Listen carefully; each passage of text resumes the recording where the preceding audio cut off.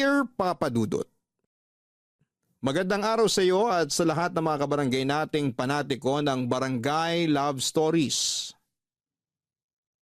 Itago niyo na lamang ako sa pangalang Eros, 29 years old at taga Rizal. Ang pangalan ko ay hango kay Eros na isang Greek god, na kilala rin bilang Cupid sa Roman mythology. Yan ang napili kong tawag sa akin sa kwentong ibabahagi ko sa inyo. Si Eros ay kilala bilang Diyos ng pag-ibig at pagnanasa at katulad niya ay meron din akong pagnanasa sa isang hindi pangkaraniwang bagay at ginawa ko yon sa ngalan ng pag-ibig. Pero bago ang lahat ay humihingi na ako ng malawak na pangunawa sa ating mga kabarangay dahil merong sensitibong eksena sa kwento ko. Kaunting background lang sa akin. Noong 2022 ay sumulat na rin ako sa inyong istasyon tungkol sa naging karanasan ko sa pag-ibig taong 2016. Niloko kasi ako noon ng ex-girlfriend ko at masasabi ko na nasaktan ako ng husto. Pero college pa lamang ay meron na akong hindi magandang karanasan sa pag-ibig matapos kong magkagusto sa isang babae na sa huli ay kaibigan lang ang tingin at turing sa akin. Nabalitaan ko na lang din na nagkaasawa na ito at nagkaanak. Sunod ay may niligawan akong ibang babae na nauwi lang sa pambabasted sa akin. Tapos may naging syota ako na niloko lang din ako. Pagkalipas ng 3 taon ay sinubukan kong mag-install ng dating app at nakipag-meet ako sa isang babae na nakilala ko doon. Kaso na turn off ako sa ugali niya, kaya hindi na ulit ako nakipagkita pa sa kanya. Dahil sa mga masasakit at masalimuot na karanasan kong yon, sa pag-ibig ay naapektuhan ang kumpiyansa ko sa aking sarili at kamuntik na akong mawala ng pag-asa na makakatagpo ng true love. Hanggang isang beses nakapanood ako sa internet ng isang video na tungkol sa mga other guy. Sila yung mga lalaki na nakikikabit o nakikipagrelasyon sa mga babaeng taken o yung bang meron ng partner o asawa. Doon ay may nakilala akong babae na may asawa na at nagkaroon kami ng lihim na relasyon online. Ibig sabihin, ginagawa namin ang eksklusibong ginagawa lang ng mag-asawa sa pamamagitan ng video call. Pero hindi rin yun nagtagal dahil nakonsensya siya at sinabi niyang itigil na namin ang aming relasyon. Hindi ko na inasahan yon pero sa huli ay nagparaya na lamang ako. Ayaw ko namang maging makasarili at papiliin siya kung ako ba o ang pamilya niya. Kaya nang matapos ang relasyon namin ay naghanap na lamang ako ng iba pang taken na mga babae na ipakikilala ko sa inyo sa aking kwento. Una na doon si Marie Chris, 38 years old, single mom at may jowang nuknukan ng pagkasiloso.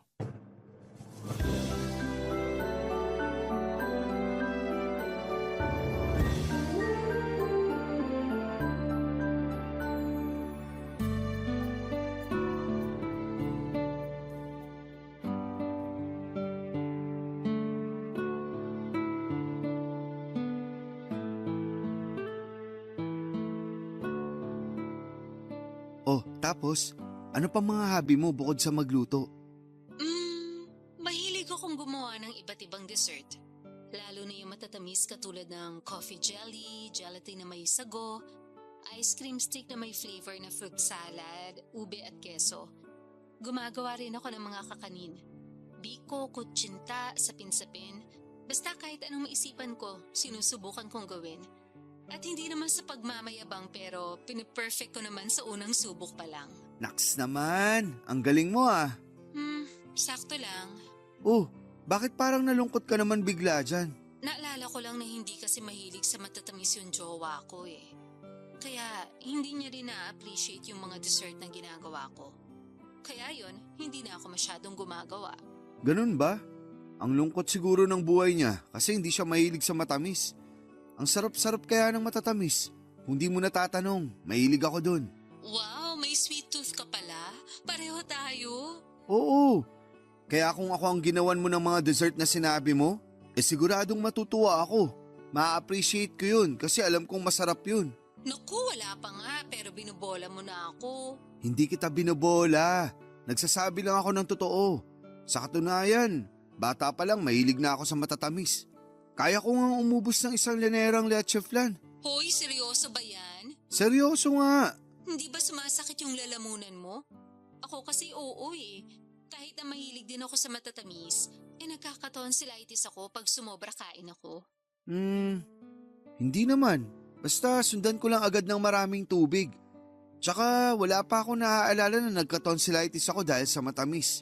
Hindi rin ako diabetic ha. Wow, ibang klaseng katawan yan ah. Bilib na tuloy ako sa'yo. Ikaw naman, maliit na bagay lang yun no. Ordinaryo kumbaga. Alam ko may iba rin dyan na mahilig sa matatamis. Oo, pero bukod sa akin, ikaw pa lang at mama ko ang kilala ko may sweet tooth. Papa ko kasi hindi rin pala kain ng matamis. Tapos ganun din yung family ng jowa ko. Kaya siguro nagmana na rin siya dun. Kaya nga ako na lang ang gawan mo ng matatamis. Kakainin ko yun, promise. Kung gusto mo, ikaw din kakainin. Uy, ano ba yung sinasabi mo? Alam mo na kung ano yun. Hindi ko alam yon, inosente ako. Inosente o pa-inosente? Magkaibang bagay kasi yun. At kung tatanungin mo ako, ayoko sa mga pa-inosenteng babae. Talaga? Bakit naman? Siyempre, hindi sila totoo sa akin at sa mga sarili nila. Ayoko sa ganun. Mabilis ako na-turn off. Ah, kaya pala. Siguro marami ka nang nakilala na pa-inosenteng babae, ano? Medyo. Kaya nga mas naging pihikan ako sa pakikipagkilala. At mas gusto ko na yung una pa lang. Sinasabi na nila sa akin na may karanasan na sila. Lalo na sa kama. Ayoko nung alam mo na. Kunwari wala pa. Pero kapag andun na kami, malalaman ko na lang na meron na pala. Bakit? Issue ba sa'yo kung nagalaw na o hindi pa ang isang babae? Hindi. Ang issue sa akin yung pagsisinungaling nila. Kaya siguro wala ka pa nagiging girlfriend. Oo. Kasi karamihan sa mga nakikilala ko, manloloko, sinungaling at sa una lang magaling. Pero wag na natin pag-usapan yung tungkol sa akin. Yung tungkol na lang sa'yo at sa jowa mo pag-usapan natin. Ano naman tungkol sa amin? Kumusta siya bilang jowa? Bukod sa nuknukan ng siloso? Ayun, sakto lang. Hindi masyadong sweet, sa una lang magaling. Buti di mo pa iniiwalayan. Mahal ko eh. Siguro ganun talaga. Pero kahit naman ganun, masasabi ko na mabait pa rin siya at hindi ako sinasaktan. Sa panahon kasi ngayon, mahirap na makatagpo ng lalaking hindi bayolente. Talaga lang ha? Oo nga. Baka hindi pa lang pumipitik. Eh di wag kang maniwala. Hindi talaga. Kasi kung mahal mo jowa mo, di ka makikipag-usap sa ibang lalaki. Bakit? Wala naman akong ginagawang masama ah. Wala naman tayong ginagawang mali, kaya para sa akin ayos lang yun. Sa bagay, wala pa tayong ginagawang mali. Hoy! Kung ano-ano talagang pinagsasasabi mo, ewan ko sa'yo. Papadudot na kilala ko si Marie Chris nang inad ko siya sa Facebook. Tulad ng nauna kong sinabi, single mom siya at mayroong silosong jowa. Sa kabila ng lahat ay tinuloy pa rin namin ang pag-uusap sa chat hanggang sa umabot na kami sa pag-video call. Nung una ay nagkikwento lamang siya sa kanyang buhay bilang may kinakasama at nanay, bagay na masaya ko namang pinakikinggan. Kung tatanungin ninyo ako kung anong nagustuhan ko kay Marie Chris, masasabi ko na una na doon ang pisikal niyang katangian. Artistahin kasi ang itsura niya, sa katunayan ay kahawig niya ang isang kilalang kontrabida sa GMA. Kaya nga habang tumatagal ang aming pag-uusap ay naging komportable na kami sa isa't isa. Tapos ay dumating ako sa point na umamin ako sa kanya na nagustuhan ko na siya. Akala ko ay wala akong pag-asa kay Marie Chris. Hanggang isang araw ay inimbitahan niya akong pumunta sa kanila. Sakto na wala na sa bahay nila ang kinakasama niya dahil pumasok na ito sa trabaho. Sigurado ka ba na wala na yung jowa mo? Papupuntahin ba kita dito kung nandito pa? Eh di pareho tayong nalintikan. Naninigurado lang ako, mahirap na. Wala nga. Kahit na magsisigaw pa ako dito, walang ibang tao. Nasaan yung anak mo? Nasa mama ko. Doon muna siya kasi alam ko na pupunta ka rito sa bahay ngayon. Mukha talagang pinaghandaan mo to ah. Oo naman. Oh, paano? Kainin na ba kita? Aray ko naman! Ang sakit nun ah. Ikaw kasi, masyado ka mainit agad dyan. Aba, oo. Tsaka di lang naman ako yung nag-iinit dito. Ha? Sino pa ba? Ito oh, yung nasa pantalon ko. Tingnan mo, handa na siya makipagbakbakan. Pakalmahin mo muna yan kasi nagluto ako ng masarap na ulam. Tsaka gumawa na rin ako ng dessert. Tara dun sa mesa, kumain muna tayo. Sige, sakto, gutom na ako. Ayan, nagluto ako ng kalderetang baka. Wow, mukhang masarap. Masarap talaga yan. Tapos gumawa ako ng mango graham float. Kunin ko mamaya sa ref. Buti hindi nagtaka jowa mo kasi bigla kang gumawa ng dessert. Nagtaka syempre. Sabi pa nga niya, akala niya raw ayoko nang gumawa ng dessert dahil hindi naman siya mahilig doon. Pero sabi ko, namimiss ko, kaya gusto kong gumawa. Anong sabi niya? Wala, hindi siya sumagot. Sabay alis na kanina para pumasok sa trabaho. Introvert ba yung jowa mo? Ha? Hindi naman. Bakit mo natanong?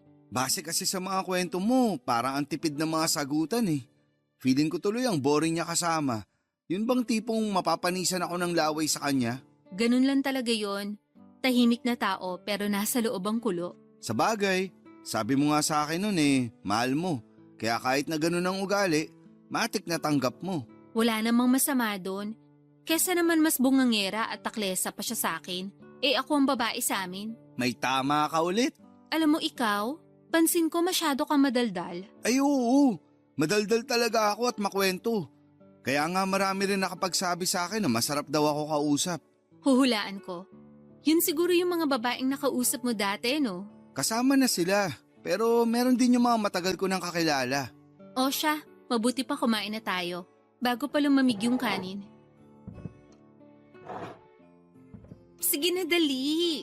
Tikman mo na yung niluto ko, tapos sabihin mo sa akin kung masarap. Sige, kuha lang ako. Ako na. Ilapit mo na lang plato mo para ipagsasandok kita. Naks naman, asikasong-asikaso ako ah. Siyempre, bisita kita eh. Ano na, yung plato mo? Ito na nga oh. Yan. Ang dami naman. Gusto ko busog ka. Baka mapasaba ka mamaya eh. Uy, sabagay. Kaya dapat ubusin mo yan ha. Tingin ko naman mauubos ko to at mukhang mapapasarap din kain ko. Tikman ko na ah. Sige. Kumusta ang lasa? Wow, ang sarap ng luto mo. Talaga? Hindi ka nagbibiro? Oo naman, bakit ako magbibiro? Baka lang sinasabi mo masarap pero maalat pala. O hindi kaya matabang. Tikman mo kaya para malaman mo nagsasabi ako ng totoo. Sarap talaga. Oh, hinay-hinay ka. Baka mabulunan ka. Okay lang ako, hindi ako madaling mabulunan. Sabi mo eh. Worried lang naman ako kasi masyado ka mabilis kumain. Binibilisan ko talaga. Ha? Bakit? Hindi pa naman darating yung jowa ko. Bukas pa siya ng umaga uuwi. Alam ko, pero gusto ko na agad matapos kumain para makapag-dessert na ako. Hindi ka naman tatakbuhan ng dessert eh. Andun lang yun sa ref. Hindi naman yung dessert na yun ang sinasabi ko. Ano? Ikaw? Ako? Oo, ikaw ang gusto kong gawing dessert pagkatapos nito. Kaya nga sobrang excited na ako eh. Kumalma ka lang. Kakain pa nga lang ako oh. Pinipilit ko naman, pero mahirap. Lalo na kasama na kita ngayon.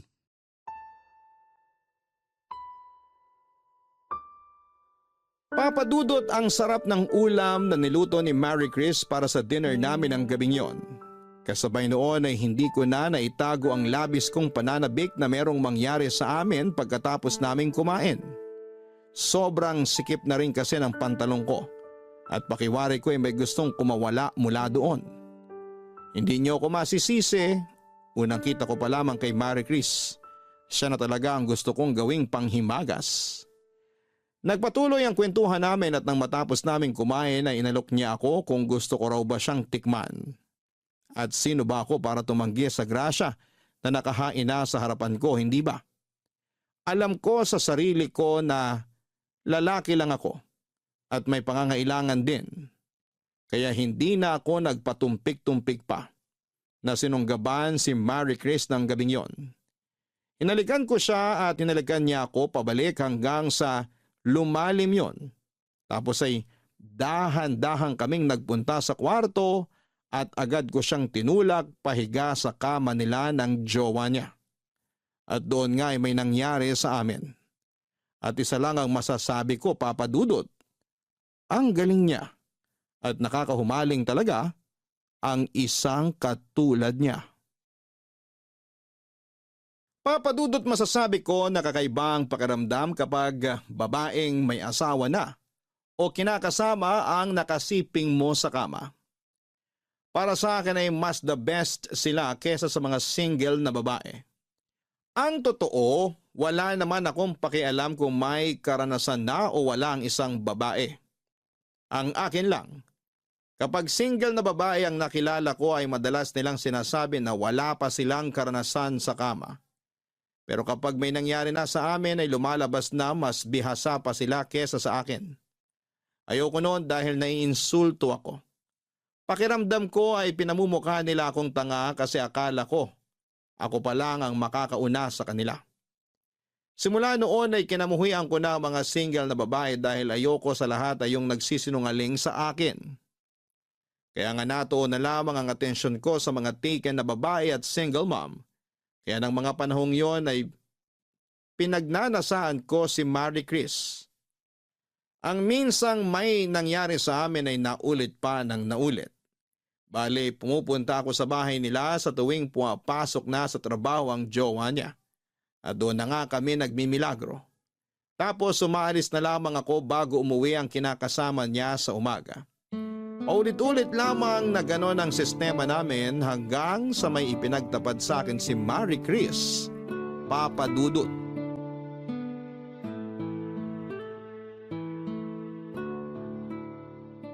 Bakit ang tahimik mo yata dyan? Hindi ka ba nasarapan sa ginawa natin? Siyempre nasarapan. Pero napagod din kasi ako. Akala ko na paano ka na dyan. Tahimik mo kasi kaya nanibago ako. Hindi ako sanay dahil mas sanay akong maingay ka. Ewan ko sa'yo. Ang lakas mong mang-asar. Hindi yun pang-aasar. Nagsasabi lang ako ng totoo. Gusto mo malaman mga linyahan mo pag maingay ka? Hoy, wag na. Nakakahiya. Anong nakakahiya dun? Sarap nga sa tenga eh. Lalo akong ginaganahan. Buti naman ganyan nararamdaman mo. Lalim nun ah. Oo eh. Hindi ko lang mapigilan. May iniisip din kasi ako. Sabi na eh.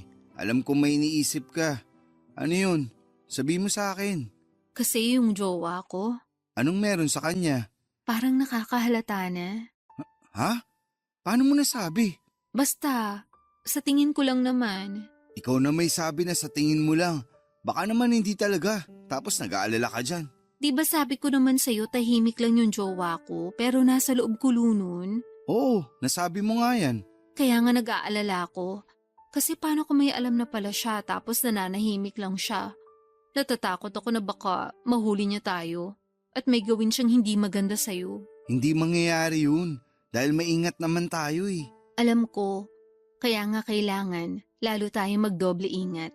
Kung makapagsalita ka, parang natatakot kang mawala sa'yo yung jowa mo sakaling magkabukingan na. Siyempre kahit paano mahal ko yun. Tsaka tinanggap niya ang anak ko, kaya sobrang thankful ako sa kanya. Bihira lang kayo makatagpo ng lalaking tatanggap sa'yo at sa anak mo. Kaya alam kong swerte na ako sa kanya. Swerte ka na nga pero nagawa mo pa rin siyang lokohin kasi pumayag kang may mangyari sa atin. Ikaw din naman kasi. Anong ako? Masyado kang maharot. Hinarot mo ko kaya hindi kita matanggihan. Kaya kahit mahal ko jowa ko, bumigay ako sa'yo. Aminin mo, mas magaling ako sa jowa mo sa kama, di ba? Oo, aminado naman ako. Sabi mo nga ang ingi-ingay ko, di ba? Ibig sabihin, nasasarapan ako sa ginagawa mo sa akin. Hindi ako ganun sa jowa ko. Tahimik lang ako at madalas pinipeke ko pa na nag-i-enjoy ako. Para lang hindi ko matapakan yung pagkalalaki niya. Sa bagay, baka umiyak eh. Hoy, sobra ka naman dun sa tao. Totoo naman sinabi ko ah. Kahit na, mahal ko pa rin yun. Sana all, mahal. Huwag ka na magtampo. Mahal din naman kita eh. Mahal mo lang naman ako pag sa kama. Medyo, pero ano pa bang inaasahan mo? Nahihigit sa ganito yung relasyon natin? Na mai-inlove ako sa'yo kasi pinapaligaya mo ako sa kama? Sino may sabi sa'yo na umaasa ako? Hindi no, wala sa isip ko yan. Kasi alam ko na magkarelasyon lang tayo sa kama. Buti na yung nagkakaliwanagan tayo. Bakit? Kung sabihin ko kunwari na in love ako sa'yo, anong gagawin mo? Wala. Ano? Wala? Ibig sabihin, hahayaan mo lang ako? Wala kang gagawin? Wala kasi hindi ko naman alam yung gagawin ko. Buti na lang talaga hindi ako na in love sa'yo. Dahil mukhang wala akong mapapala. Alam mo naman na sa una pa lang, sa kama lang talaga tayo magkarelasyon, di ba? Oo, alam ko naman yun. Kaya nga sabi ko kunwari lang, di ba? Oo nga. Nag-alala lang ako kasi baka in love ka na sa akin. Kasi umamin ka sa akin na nagugustuhan mo na ako nun. Nagugustuhan sa kama. Yun lang yun at wala nang iba. Okay, buti na lang hanggang dun lang. Pwede ba? Tigilan natin tong usapan na to. Bakit ka ba naiinis? Paulit-ulit na lang kasi tayo eh. Ikaw naman? Huwag ka nang magalit. Hindi ako galit. Buti pa, magbibihis na ako. Saan ka pupunta? Magbibihis na para makaalis na rin. Malapit nang mag-umaga. Baka biglang sumulpot na dyan sa pintuan mo yung jowa mo. Eh di nayari na tayo ngayon. Sa bagay. Pero madilim pa naman sa labas. At saka baka mag-overtime yun sa work niya. Mabuti na rin na umalis ako habang tulog pa yung mga tao. Dahil baka mamaya may kung sinong kapitbahay nyo dyan na makakita sa akin. Pero sigurado ka ba na hindi ka nagtatampo sa akin? Bakit naman ako magtatampo sa'yo? Wala lang. Curious lang. Hindi ako nagtatampo. Saka wala namang dahilan para magtampo ako.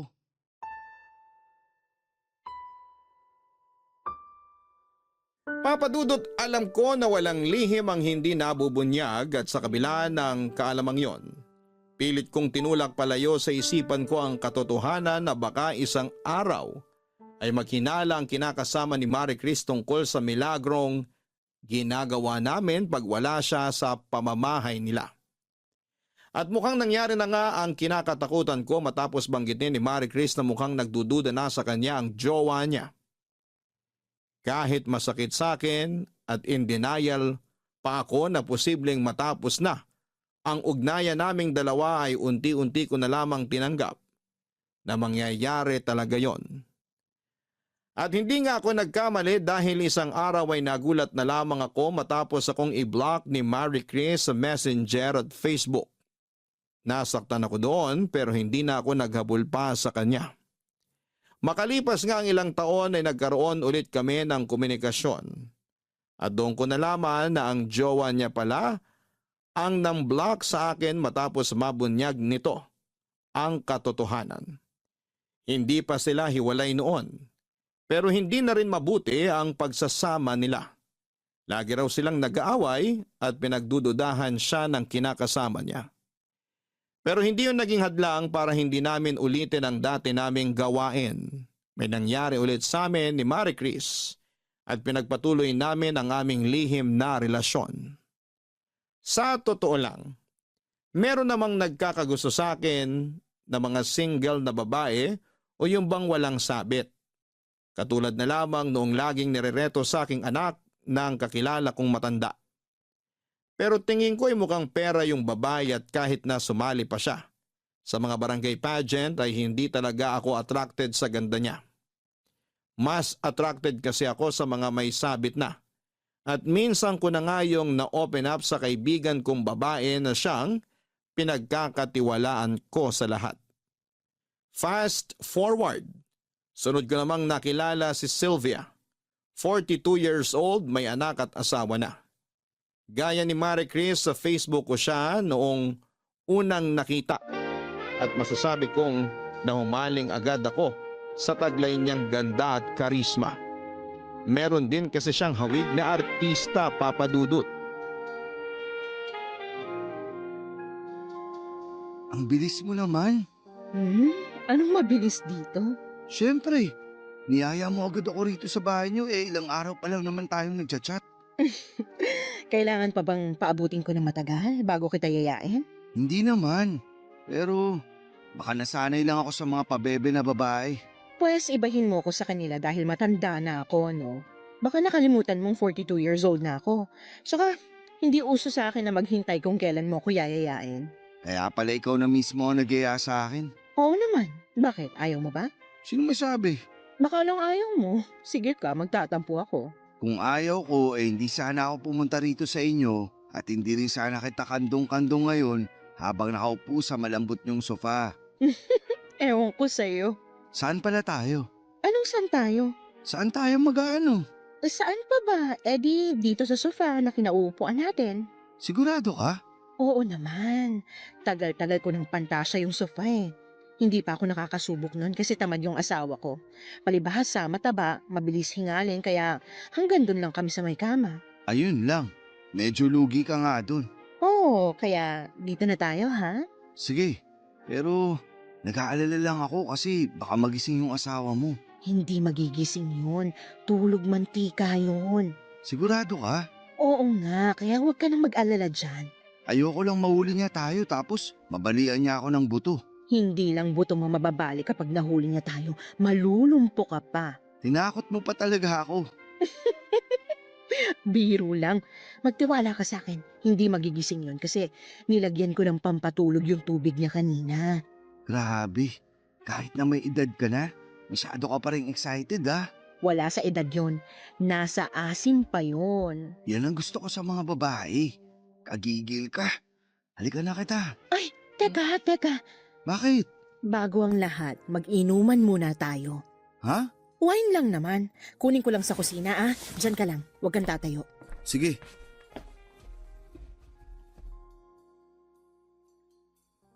Bilisan mo. Ito na nga oh. Pabalik na. Oh, kunin mo tong baso mo. Akin na. Alam mo, paborito ko to eh. Kaso, hindi naman umiinom nito yung asawa ko, kaya ako na lang umiinom mag-isa. Ah, akin na yung baso mo. Sasalinan kita. Ayan.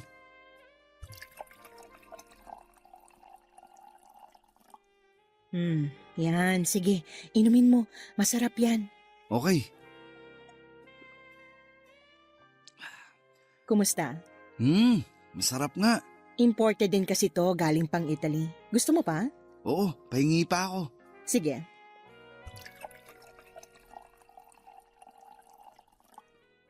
Uminom ka rin. Iinom talaga ako.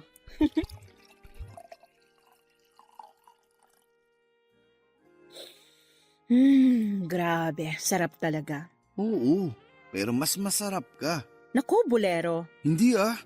Tsaka bakit ka ba nakatayo dyan? Lika, upo ka dito. Kandungin kita. Sure. Alam mo, naisip ko na hindi naman natin kailangan magmadali kasi atin naman yung buong gabi. Sabi ko nga sa'yo, hindi naman magigising agad yung asawa ko. Hindi mo naman ako masisisi. Noon pa kita pinagpapantasyan eh. Talaga? Anong klaseng pantasya? Alam mo na yun. Hindi ko alam. Gusto ko sabihin mo para malaman ko. Kaso, paano ba yan? Di ako magaling magkwento. Talaga? Ang sarap mo nga kausap nun sa chat eh. Dami mong alam kaya tingin ko matalino kang tao. Hindi naman ako matalino pero di rin ako bobo. Siguro socially aware lang. Para sa akin, matalino na yun. Marami kaya sa mga kaedad mo na mababaw lang ang pagkakaalam sa mga bagay-bagay. Kung kailan naman uso na ang internet sa panahon natin, saka parang hindi na ganun kalalim yung pagkakaintindi ng mga kabataan sa nangyayari sa paligid nila.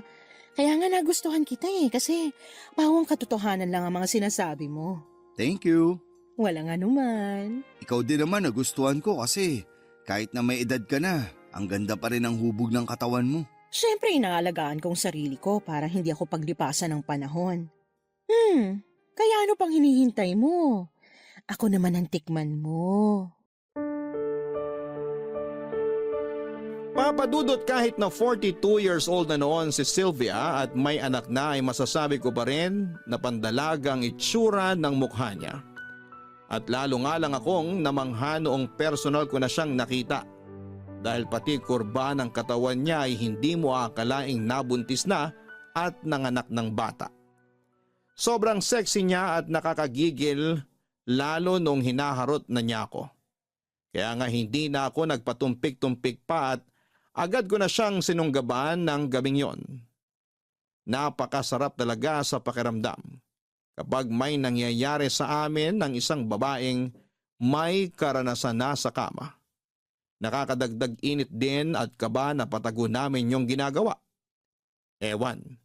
Pero pakiwari ko ay buhay na buhay ang pagkalalaki ko kapag sa babaeng may karelasyon ako nakikipagrelasyon. Para sa akin ay mas totoo sila kesa sa mga single na babae na masyadong pabebe, papadudot. Papadudot malaki talaga ang pagnanasa ko kay Sylvia ng mga panahong yon. Bukod kasi sa maganda at sexy ay malakas din ang appeal niya. Sa katunayan ay hindi pa kami nagkikita noon ng personal pero pinagpapantasyahan ko na siya. Tandang-tanda ko pa na habang ini-stalk ko ang picture niya sa kanyang Facebook account ay bigla na lamang nag-init ang katawan ko at nagising ang aking diwa. Katulad ng kay Marie Chris ang naging setup namin ni Sylvia ng mga panahong yon. Pumupuslit ako sa bahay nila kapag tulog na ang asawa niya at ginagawa namin ang bawal sa mismong sala nila. Maswerte ako dahil tulog mantika ang mister niya. Kaya kapag nakakapag-ingay man kami, ay hindi ito nagigising kaagad. At kahit na alam naming mali ay walang pag-aalinlangan pa rin namin yung ginagawa. Ika nga ay masarap ang bawal.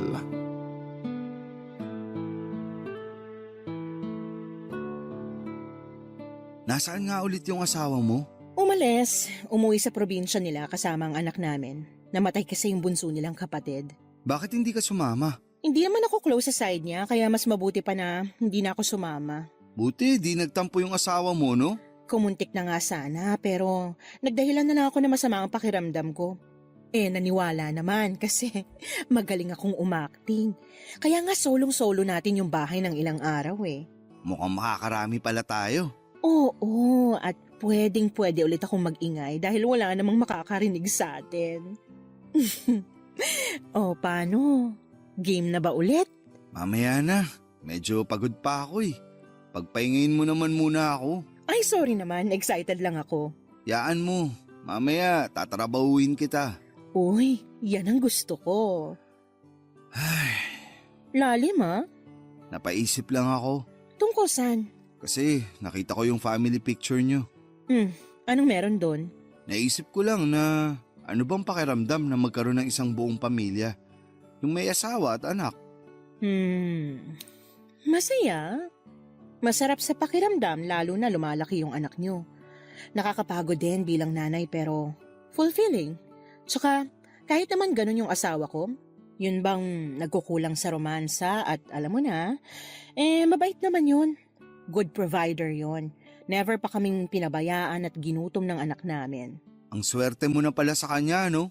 Oo, maraming nagsasabi niyan, di lang ikaw. Pero napatunayan ko na kahit nasa isang tao na ang lahat, kulang pa rin yun pagdating sa mga babaeng mapaghanap. Ouch! Medyo masakit yun Di ako nakailag. Sorry, pero sa totoo lang. Alam ko naman na sa tingin ng iba masama akong babae kasi pinagtataksilan ko ang asawa ko. Pero buhay ko to. Tsaka, sino ba sila para ipaliwanag kong choices ko sa buhay ko, diba?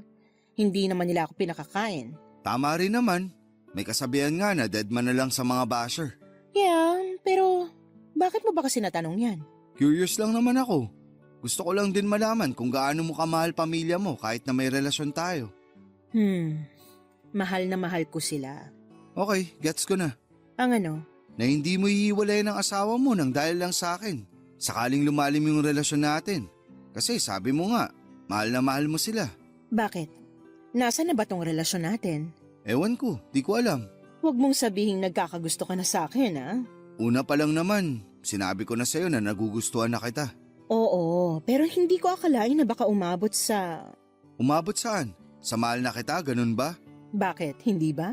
Siyempre hindi. Pamilyado kang tao. Alam ko na ang prioridad mo ay ang pamilya mo. Tsaka, sino lang ba ako sa buhay mo, di ba? Ikaw naman, huwag ka nang magtampo. Hindi naman ako nagtatampo. Bakit ako magtatampo? Hindi ka naman kasi basta kung sino lang sa buhay ko. Siyempre, mahalaga ka rin sa akin. Pero hindi kasing halaga ng pamilya mo. Bakit kasi napunta dyan ang usapan Ewan ko rin ba? Bigla na lang pumasok sa isip ko. Alam ko namang sa umpisa pa lang, talo na ako, pero sinubukan ko pa rin. May darating din na magmamahal sa'yo ng totoo. Hindi na ako umaasa. Bakit naman? Basta, Basta ka dyan. Sinasabi ko sa'yo meron yan, kaya umasa ka pa rin. Tsaka deserve mo kayang mahalin, hindi lang dahil magaling ka sa kama. Ewan ko kung meron pang tatanggap sa akin o kung makakaya kong magmahal ng babaeng walang sabit. Marami namang single mom dyan na naghihintay ng lalaking katulad mo. Malay mo, sila palang nakatadhana para sa'yo. Buti pa, wag na natin pag-usapan ng bagay na yan. Kasi kung tatanungin mo ako, hindi naman ako naghahanap. Tsaka sakit sa ulo lang yan. Tsaka ayoko ng responsibilidad. Mas okay na ako sa ganitong setup. Kung kailan lang gustuhin. Sige, sabi mo eh. Bata ka pa naman. Pero masarap pa rin sa pakiramdam yung meron kang makakasama sa buhay. Yun bang may asawa o partner kang uuwian pagkatapos ng isang nakakapagod at mahabang araw?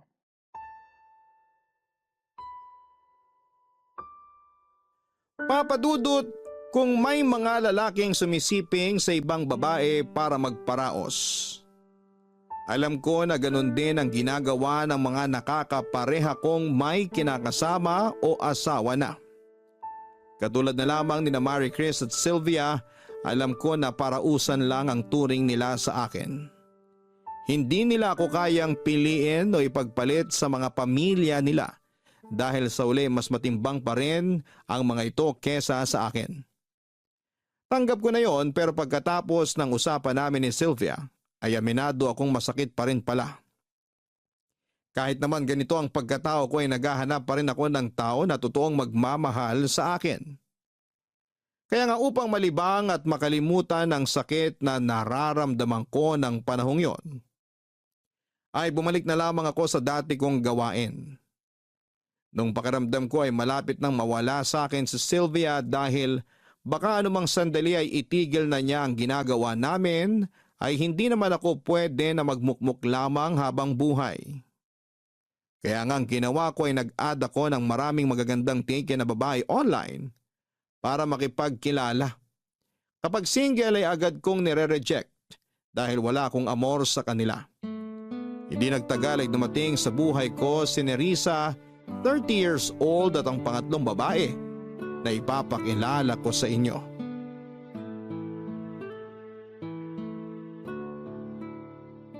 Oh, tapos? Ano pang pantasya mong gusto mong tuparin natin sa susunod na magkita tayo? Gusto ko nakasandal sa pader. Nakatayo. Madali lang yan. Talaga? Naku, excited na ako. Tamad kasi talaga ang mister ko. Ayaw nun bumangon sa kama. Sabihin mo sa mister mo magpapayat na. Para naman naroromansa kanya ng maayos at di ka na maghanap ng iba. As if naman makinig sa akin yun eh. Food is life doon. Grabe, ang lakas kumain. Masarap din kasi mga luto mo kaya mapapakain talaga yun. Ano ba yan? Bigla akong na-miss luto mo. Ay sus, yun naman pala. Kailan ba kasi ako pwede ulit pumunta dyan? Hindi ko pa alam pero saka na. May sakit si mister ko eh. Nagkasakit pagkagaling sa probinsya nila tapos nahawa niya pa yung anak namin. Ay, eto nga, busy ako sa pag-aalaga kaya ngayon lang ako nakakuha ng oras para makapag-video call sa'yo. Huwag ka mag-alala, pareho ng mahimbing ang tulog ng mag-ama ko. Bigla ka palang naging nurse ng mag-ama mo. Hindi lang nurse, si Aya na rin. Ay grabe, maghapon ako nagluto at naglinis ng bahay. Tapos ayun nga, inasikaso ko sila kasi suka ng suka ang mister ko. Gusto ko nang dalhin sa ospital kasi baka na paano na yun pero nung hapon bumuti naman ang pakiramdam. Tapos ngayon bumaba na yung lagnat. Naisip ko ngang ipaalbularyo kasi baka nabarang o ano. Sa bagay, galing pa namang probinsya. Mahirap na. Ipaalbularyo mo. Wala namang masama dun. Ay, kaya nga. Pero okay naman na sila ngayon ng anak ko. Sana bukas at sa mga susunod na araw tuluyan ng gumaling. Para naman makagiling na rin ako sa'yo. Medyo na-miss na kita eh. Ako rin. Miss na miss ko na yung pagiling mo. Ang galing mo kasi. Hindi ka nakakapagod at nakakasawang panoorin. Mas lalo ko pang gagalingan sa susunod pero magpapamiss muna ako sa'yo. Ay, ganun. Grabe ka talaga. Siyempre. O paano, ibaba ko na ha? Ang bilis naman ng usap natin. Sorry na, bawi na lang ako sa susunod. Medyo inaantok na rin kasi ako gawa ng napagod ako sa maghapon. Sige, matulog ka na. Para makapagpahinga ka na rin. Good night. Good night.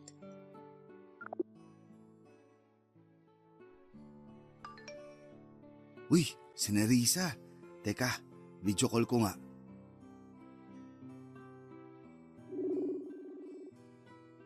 Hi Nerissa, magandang gabi. Hello, Eros. Magandang gabi rin. Grabe, Bakit? ang ganda mo na nga sa picture, ang ganda mo pa sa video call. Sigurado ako na sobrang ganda mo sa personal. Hindi naman sobrang ganda. Sakto lang, pero thank you. Sakto raw. Ikaw nga cute eh, tapos madaldal pa. Grabe naman sa madaldal. Pero sagad na yun, Ang ano? nakit lang ako, hindi gwapo. Sige, gwapo na rin.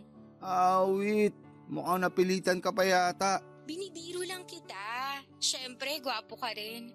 Papayag ba naman ako makipag-video call sa'yo kung pangit ka? Buti na lang pala, hindi ako pangit. Gwapo ka nga sabi. Gusto ko lang talaga ulit-ulitin mo. Ewan ko sa'yo. Medyo makulit ka rin pala. Sakto lang. Maiba tayo. Bakit pala busy yung line mo kanina? Hindi kita matawagan eh. Ay, ano kasi, may kausap akong iba nun. Sorry, medyo nawala sa akin yung oras na dapat magbe-video call tayo. Naku, sigurado ako na ibang babae mo yan, no? Oo, nagkamustahan lang naman kami kasi miss na namin ang isa't isa. Wow, sana all, miss. Bakit, selos ka? Hindi, no? Bakit naman ako magsiselos? Wala lang. Tsaka wala naman dahilan kasi nasa iyo na buong atensyon ko. Tulog na ba asawa at mga anak mo? Oo naman, kanina pa. Kaya nga pwede na ako makipag-usap sa'yo ngayon eh. Ano bang gusto mong pag-usapan? Kahit ano lang. Siguro tungkol sa'yo. Kung anong hobbies mo, paboritong pagkain, inumin at lugar. Parang getting to know each other. Sige na, magkwento ka tapos makikinig lang ako.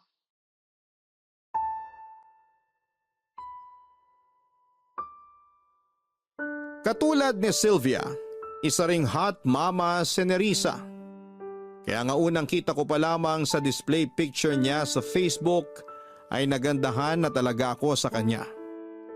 Artistahin din siya at malakas ang apil kaya naman kulang na lang ay tumulo ang laway ko sa pagnanasa sa kanya, Papa Dudut. Ang sarap niya ring kausap at parang walang patay na sandali at aaminin kong unti-unti nang natuon kay Nerissa ang buong atensyon ko. Pero lilinawin ko lang na hindi pa rin naman tapos ang relasyon namin ni Sylvia ng mga panahong yon. Kaya lang ay dumalang ang mga pagpuslit ko sa bahay nila. Gawa ng nag-iingat kami na mahuli ng asawa niya. Mabuti na lamang at mayroon na akong Nerissa ng mga panahong yon. Ay pinagpapantasyahan ko na rin. At kahit na hindi pa naman kami nagkikita, masasabi ko na katulad ni na Marie Chris at Sylvia at ng iba pang tike na babae na nakarelasyon ko ay sigurado akong masarap din at magaling din sa kama si Nerissa. Papadudot kong tatanungin ninyo ko kung nakakaramdam ba ako ng konsensya dahil maling-mali ang ginagawa namin ng mga babaeng nakakarelasyon ko ng mga panahong yon ay hindi ang sagot ko.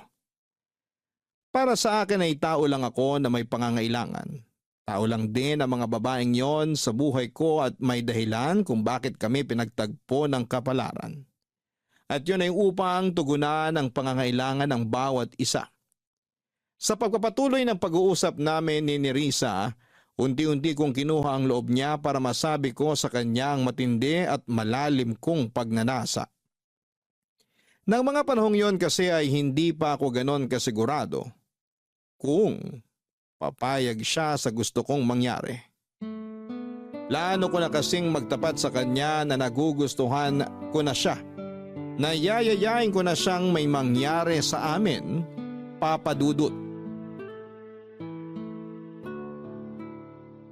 Sabi mo may tatanong ka sa akin. Ay, oo. Ano yun? Itatanong ko lang sana kung hindi ka ba nai-inlove sa mga nakakarelasyon mong taken na babae online? Bakit mo naman natanong yan? Curious lang. Ah, okay. Sige na, sagutin mo na. Hindi ko masabi. Paano hindi mo masabi? Ibig sabihin yan, oo, kasi hindi mo nga masabi. Madali lang naman sabihin hindi. Oo na hindi. Ang labo naman nun. Malabo kasi kahit ako di ko maintindihan yung nararamdaman ko. Siguro masasabi ko na napapalapit ako dun sa mga nakakausap ko pero hindi pa naman ako umaabot sa punto na hulog na ako sa kanila. Yun bang sabi mo nga, in love? Okay, thanks sa pagsagot. Ikaw talaga, nambibigla ka naman sa tanong mo eh. Sorry na, curious nga lang kasi ako. Wala naman siguro masama dun, di ba? Wala, tsaka ilang araw na rin naman tayong nag-uusap. Kaya nga eh. May isa pa akong tanong. Sige, ano yun? May nagustuhan ka na bang walang sabit? Like walang asawa o boyfriend? Meron pero matagal na yun. College pa yata ako nun. Hindi naging kayo? Hindi kasi kaibigan lang turing niya sa akin. Aray, na friendzone ka pala. Medyo. Tapos may niligawan ako na single na babae rin kaya lang binasted ako. Ang sakit din nun ha. Mukhang ang dami mong kamalasan sa pag-ibig ah. Medyo. Kaya nga ayoko na sa mga single na babae. Masyado silang paasa at nagmamalinis. Paano nagmamalinis? Sinasabi nila na wala pa silang karanasan pero meron na pala. Ayoko ng ganun. Mabilis ako ma-turn off. Kaya nga sa mga may asawa o single mom na lang ako pumapatol. At least, alam kong may karanasan na sila at mas totoo sila sa sarili. Pero sa lahat ng mga pinatulan mong taken at single mom, ikaw lagi ang mas bata? Oo, lahat sila mas matanda sa akin. Parang ako, kasi mas matanda ako sa'yo. 2 taon lang naman, di na yun masyadong malayo. Ilang taon ba yung pinakamatandang pinatulan mo? Siguro yung 48 years old. Wow, may asim pa ba yun? Meron pa. Okay, mabuti naman. Grabe na talaga yung mga tanungan mo. Feeling ko sumabak ako sa question and answer portion ng isang pageant. Ang OA mo naman, hindi naman ganun yun, no? Curious lang talaga ako, saka gusto ko lang din maintindihan kung bakit mo yan ginagawa. Alin? Yung makapagrelasyon sa mga taken na babae na mas matanda sa akin? Oo, tingin ko dahil yan sa mga karanasan mo noon. Ayaw mo na sa mga single na babae na mas bata sa'yo kasi masyado silang pabebe, tama ba? Parang ganun na nga. At kaya mo gusto ng mga taken na babae na mas matanda sa'yo kasi mature kaming mag-isip. Nadali mo. Baka naman may mommy issue ka na ha? Ano yun? Yun bang masyado ka nakadepende sa babae? Lalo na yung mga babaeng mature at mas matanda sa'yo. Kasi kahit paano, nagagawa ka nilang i-comfort at mas naiintindihan nila yung nararamdaman mo. Hindi ko alam kung may ganyan nga ako pero parang tama ka naman. Tingin ko lang naman, pero syempre iba pa rin kung madadiagnose ka mismo ng eksperto. Hindi ko na siguro kailangan nun. Ayos naman ako eh. Sige, sabi mo eh. Maiba tayo na Risa. Ano yun? Ano bang tipo mo sa isang lalaki? Marami, pero yung pinakagusto ko ay yung magaling sa kama. Hindi ba magaling sa kama yung asawa mo? Sakto lang, pero ayun nga, sakto na nga lang eh, masyado pa siyang pinapagod ng trabaho niya, kaya wala na siyang time sa akin. Last night nga, nag-away kami, tapos nasabi ko na lang bigla na pakasalan niya na yung trabaho niya, total, napaka-dedicated niya dun. Wala namang masama dun, kaso paano naman ako? May pangangailangan din ako. Gusto mo, ako na lang yung pumuno sa pangangailangan mo? Kung hindi mo na itatanong, magaling ako sa kama. Hindi ka mabibigo. Sige ba, pero maniniwala lang ako pag pinatunayan mo na yung sinabi mo. Papadudot masayang masaya ako nang pumayag si Nerissa na patunayan ko sa kanya ang niyayabang kong galing sa kama. Siguro ay natcha-challenge din siya dahil walang kalatoy-latoy ang asawa niya at mukhang hindi na siya masaya sa buhay romansa niya. Kaya nga pakiramdam ko ng mga panahong yon ay tagapagligtas ako ng natutuyo niyang katawan at pagkatao. Hindi nagtagal. Nagkasundo kami ni Nerissa kung kailan at anong oras ako pwedeng pumunta sa bahay nila para magawa na namin ang pinag-uusapan namin sa video call. Kita ko sa mga mata niya na sobrang excited siya at para bang hindi na siya makakapaghintay na magkita kami ng personal. Hindi nagtagal ay nagpunta na ako sa bahay nila at katulad ng ginagawa namin ni Sylvia noon, ay inantay lang namin ni Nerissa na makatulog ang asawa niya. Tapos sinimulan na namin ang bakbakan sa mismong sala nila. At kahit na noong sumunod na araw ay hindi pa rin namin makalimutan ang karanasang ipinaramdam namin sa isa't isa.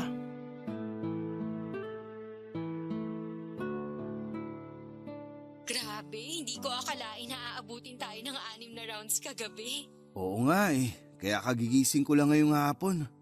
Napagod ako. Ikaw, hindi ka ba napagod? Napagod din, kaya nga pag-alis mo kanina nakatulog na ako dun sa may sofa. Talaga? Sa sofa ka na pala natulog? Oo, takang-taka nga yung asawa ko kung bakit dun ako natulog. Kaya nagdahilan na lang ako na kunwari nag-sleepwalk ako. At naniwala naman siya. Oo, kasi nakwento ko naman sa kanya na nagsisleepwalk ako nung bata ako.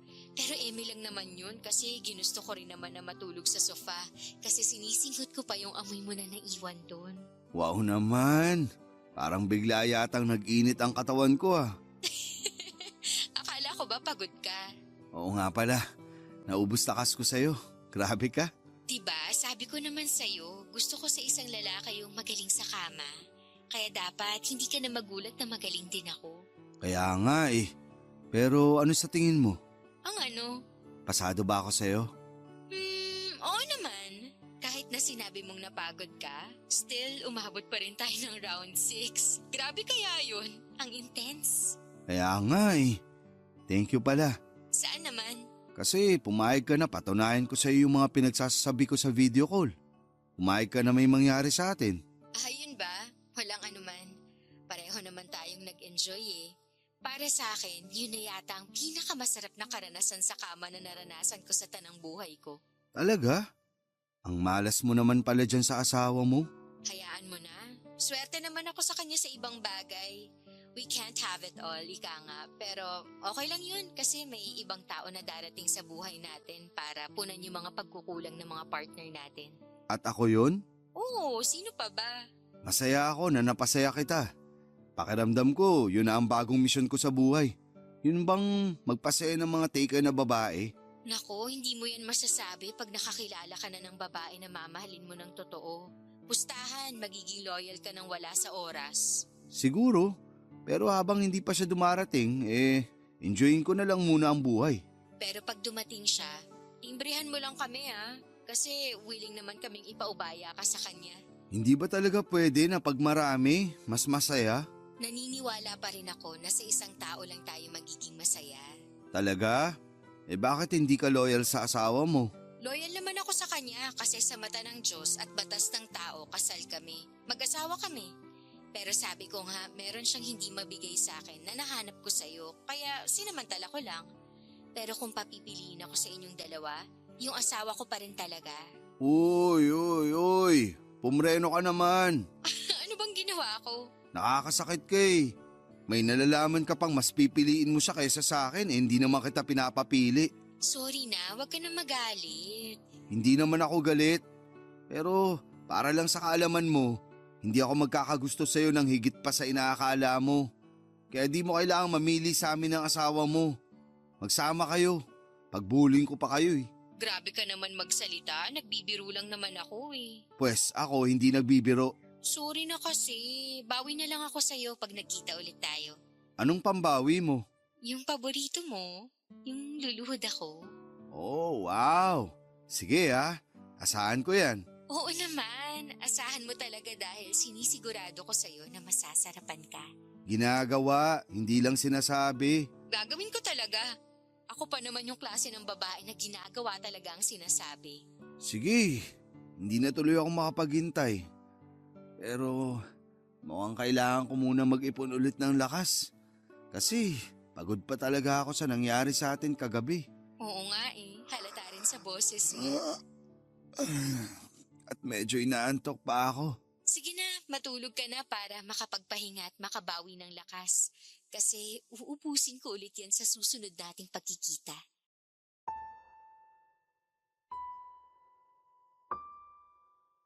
Papadudot, hindi ko na namalayan na nakatulugan ko na lang si Nerissa habang ka-video call.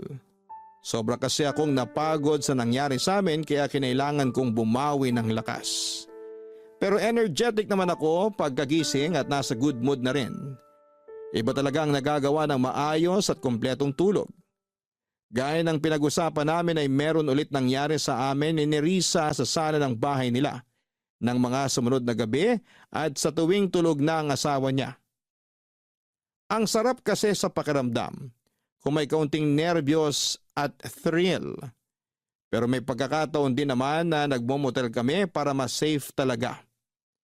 Sa kasalukuyan, may nangyayari pa rin sa amin ni Sylvia at Nerissa.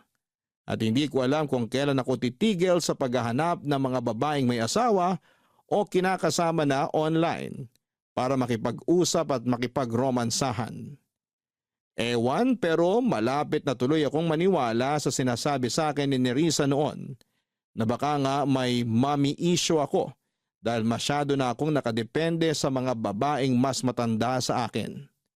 Pero syempre, nasa katinuan pa naman ako para maisip na mali talaga ang ginagawa namin ng mga karelasyon ko.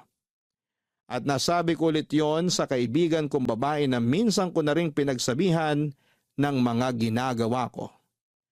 Dagdag ko pa sa kanya na sumulat ako ng isang hiling sa papel na sana'y wala nang magkagusto na single sa akin dahil hinding-hindi ko na talaga sila papatulan. Kasi kung sakali man na makatagpo ako ng babaeng mamahalin ko ng totoo, ibibigay ko lang ang puso ko sa single mom at mangangako ako na titigilan ko na ang ginagawa kong pakikikabit sa mga babaeng may sabit. Maraming salamat po sa inyo, Papa Dudut. Sakaling mapili ninyong i-area ang storya ng buhay ko. Alam ko na medyo kakaiba ito sa lahat ng mga naitampok ninyong kwento dahil na rin sa tema nitong may pagkamaselan. Pero muli humihingi na lamang po ako ng pangunawa sa ating mga kabarangay. Hindi naman po ako masamang tao. Sino ba namang tao ang walang pagnanasa, hindi ba? God bless po sa inyong istasyon and more power sa Barangay Love Stories. Numero 1 kayo sa amin, sa aming puso. Ang inyong forever kapuso at kabarangay, Eros. Mga kabarangay, kapag pinagkaitan tayo ng pagmamahal ng ibang tao ay naiipon ang mga dulot nitong hinanakit sa ating puso at nabubuo ang maling interpretasyon sa isipan natin tungkol sa pag-ibig. Nagiging desperado tayo na makamit yon kahit na hindi na mabuti ang paraan natin ng pagkuha rito. Sana'y mahanap ni Eros ang tunay na pag-ibig sa isang tao na wala na ang pagnanasa sa laman para sa iba. Ngunit habang hindi pa nangyayari yon, maaari mong unahing mahalin ang sarili mo at bigyan mo ng dignidad ang pagkatao mo upang maialis ang sarili mo sa sitwasyong kinakasadlakan mo. Huwag ka ring matakot lumapit sa mga mahal mo sa buhay o magpatingin sa mga eksperto. Dear Papa Dudut, magulang ang dapat mag-alaga at magprotekta sa kanilang mga anak, lalo na kung ito ay inaapi ng ibang tao. Pero minsan ay magulang din ang dahilan kung bakit nasasaktan ng isang anak.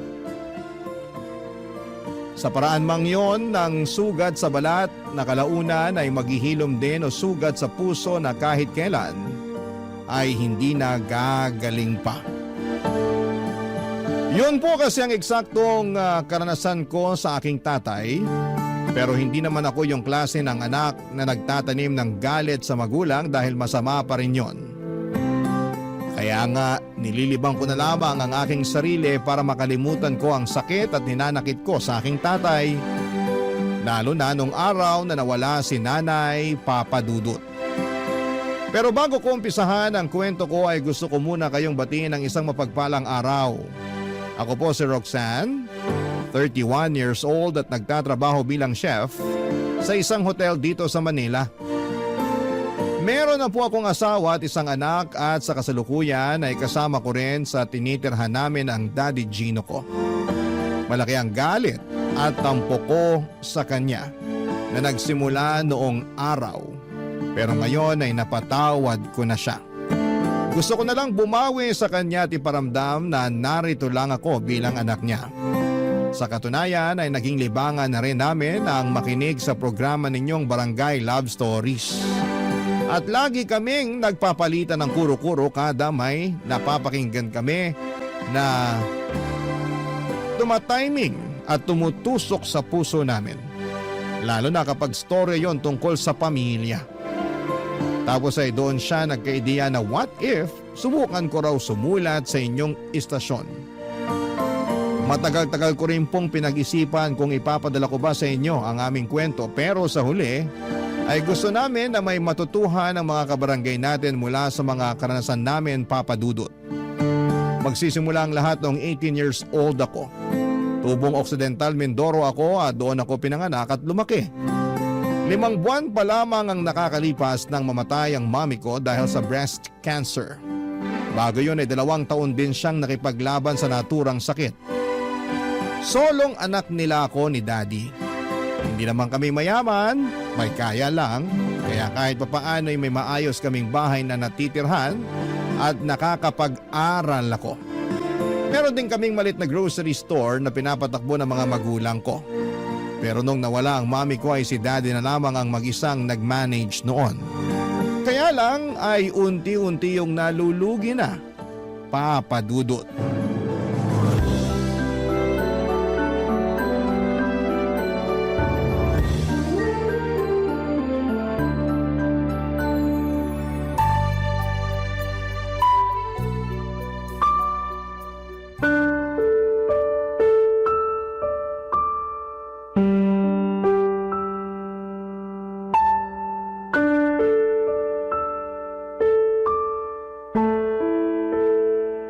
Dad naman eh! Hindi kita tinuro sumagot ng pabalang sa akin, Roxanne. Hindi ko naman po kayo sinasagot ng pabalang. Sinabi ko lang yung feelings ko. At hindi po ako masaya na meron na kayong bago kamamatay pa lang ni Mami. Ayusin mo yung tono mo, nako. Hindi ako makapagtimpi. Saka ano ka mamatay? 5 buwan na siyang wala. Matagal na yun. Panahon na para maghanap ako ng iba. Ha? Ano po? Hindi ko na uulitin yung sinabi ko. Pambihira. Matagal na pala sa inyong 5 buwan. Dad, kahit sabihin natin na 2 taon nang patay si Mami, hindi pa rin dahilan yun para palitan mo siya kagad. Hindi ko pinagpalit ang mami mo, pero ano magagawa ko? Wala na siya. Patay na siya. Hindi na natin siya kasama. Saka hindi na siya mabubuhay kahit ano pang gawin natin, kaya ano ba problema mo sa pagkakaroon ko ng bago? Hindi lang ako makapaniwala na magkakaroon na kagad kayo ng bago. Kala ko kasi nagluluksa pa tayo eh. Pero mukhang naka-move on na kayo. Nagluluksa pa rin naman ako pero naisip ko kailangan pa rin natin magpatuloy. Alam namang habang buhay tayo magluksa sa pagkawala ng mami mo, hindi ba? Hindi naman kailangang habang buhay pero masyado pa pong maaga para palitan niyo siya. Anong maaga dun? Dapat ba may schedule pag-aasawa ko? Ewan ko sa inyo. Ugali mo ha. Saka para sa kaalaman mo, nagluluksa pa rin naman ako. Nagluluksa pero meron na kagad kayong iba? Sana man lang pinalipas niyo muna ng mag-1 taon si Mami bago kayo naghanap ng kapalit niya. Hindi ko pinalitan ng mami mo. Siya pa rin ang unang asawa ko. Siya pa rin ang nanay mo. Yung babaeng minahal ko at pinakasalan. Pero wala na siya. Siguro naman hindi na siya magtatampo. Sakali naghanap na ako ng iba, hindi ba? Hindi na nga siguro kasi patay na siya. Pero ako ba hindi niyo man lang naisip? Sana iniisip niyo man lang yung mararamdaman ko. Iniisip kong nararamdaman mo. Kaya ako naghanap ng bagong mami na mag-aalaga sa'yo, anak. Alam ko kasi na hindi kita maasikaso. Dahil busy din ako sa tindahan natin kaya… Pero sana tinanong niyo pa rin ako. Sana hiningi niyo pa rin yung opinion ko. Kala ko pa naman mahal niyo ako. Mahal nga kita. Mahal niyo lang yung sarili niyo. Roxanne, sumusobra ka na ha? Hindi na ako natutuwa sa mga sinasabi mo sa akin. Baka nakakalimutan mo, tatay mo pa rin ako. Hindi ko naman po yun nakakalimutan eh. Alam ko naman po na tatay ko pa rin kayo. Kaya nga makinig ka sa akin. Sigurado ako magugustuhan mo yung bagong mami mo kasi mabait siya. Mapapalapit ka sa kanya kagad. Ibig sabihin may plano na po kayong patirahin siya kasama natin dito sa bahay? Oo, meron na. Dad naman! Ang bilis naman nun! Pasensya ka na kung masyadong mabilis ang lahat. Ako naman yung nag-offer sa kanya kasi nga magulo raw doon sa kanila. Lagi siyang stress at umiiyak pag nagkikita kami. Kaya gusto ko sana na palipati siya dito sa atin. Alam po ba niya na may anak kayo? Oo naman. Nakita na nga rin niya yung picture mo kasama yung mami mo nung nabubuhay pa. Sabi niya, ang ganda mo nga raw. Kamukhang kamukha mo raw yung mami mo. Sa totoo lang, excited siya makita at makilala ka. Marami kasi ako nakwento sa kanya na magaganda katangian mo. Kaya umaasa ako na magpapakabait ka pag pinakilala ko na siya sa'yo, anak, ha? Huwag mo ko ipapahiya. Opo, Dad. Basta lagi mo lang tandaan na ginagawa ko to kasi mahal na mahal kita. Nakikita ko kasi na lagi ka malungkot at umiyak simula nung nawala ang mami mo. Kaya naisip ko baka kailangan mo ng bagong mami. Yung mag-aasikaso sa'yo at mag-aalaga para hindi mo maramdaman na nawalan ka ng nanay. Kaya ko naman po yung sarili ko eh. Hindi ko kailangan ng bagong mami na mag-aalaga sa akin. Alam ko, pero hayaan mo akong gampanan ko ang pagiging tatay ko sa'yo. At yun nga yung hanapan ka ng bagong mami. Ni sa hinagap ay hindi ko naisip na magagawang ipagpalit ni Daddy si Mami ng ganong kabilis. 5 buwan pa lamang napatay ang nanay ko pero meron nang ipinakilalang ibang babae ang tatay ko. Masama ang loob ko kasi pakiramdam ko ay kinalimutan na niya ang mami ko at dinungisan lamang niya ang mga alaala nito. Akala ko pa naman ay mahal na mahal niya ang nanay ko kasi yon ang nakikita kong turingan nila noong buhay pa si Mami. Pero mukhang nagkamali ako, Papa Dudut. Pero pinaliwanag pa rin ni Daddy na ginawa lang daw niya yon para sa kapakanan ko. Bagay na hindi ko nagawang kontrahin ng mga panahong yon, Papa Dudut. Hanggang sa dumating yung araw na tuluyan ng binahay ng tatay ko si Normaline, ang babaeng ipinalit niya kay Mami. At pinilit nila akong tratuhin siyang parang nanay ko. At kahit ayoko ay wala na akong nagawa dahil hindi naman ako pinalaking bastos ng mga magulang ko. Kinausap din ako ng mga tiyahin at tiyuhin ko sa side ni Daddy na hindi naman daw masama ang ginawa ng tatay ko. Patay na raw ang mami ko nang dumating sa buhay namin si Normaline. At baka hindi raw kaya ni Daddy na mag-isa kaya naghanap kaagad siya ng makakasama sa buhay. Sa isip ko ang unfair kasi nandito naman ako na anak niya. Pero baka ganon talaga. May mga pangangailangan siya na hindi ko mabibigay. Sa totoo lang ay mabait at responsable naman ang daddy ko kaya hindi nagtagal ay umamo ulit ako sa kanya. Sinubukan kong tanggapin si Normaline sa pamilya namin kaya lang ay nagkaroon ng problema, Papa Dudut.